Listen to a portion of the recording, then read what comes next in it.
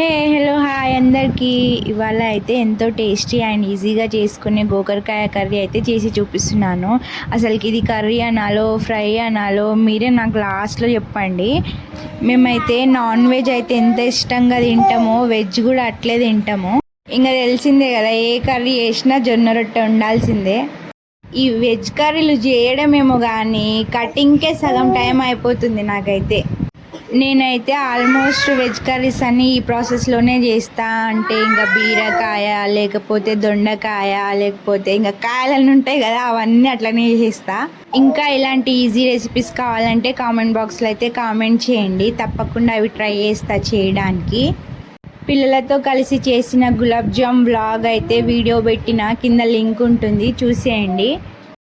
సర్లే కానీ మీలో ఎవరెవరికి వెజ్ ఇష్టమో నాన్ వెజ్ ఇష్టమో కామెంట్ బాక్స్లో అయితే కామెంట్ చేయండి. నాకైతే వెజ్ ఇష్టం, అట్లా అని నాన్ వెజ్ ఇష్టం లేదని కాదు, రెండు ఇష్టమే. కాకపోతే ఇంకా వెజ్ ఎక్కువ తింటా రోజు, నాన్ వెజ్ అయితే తక్కువ, ఎప్పుడో ఒకసారి తింటా.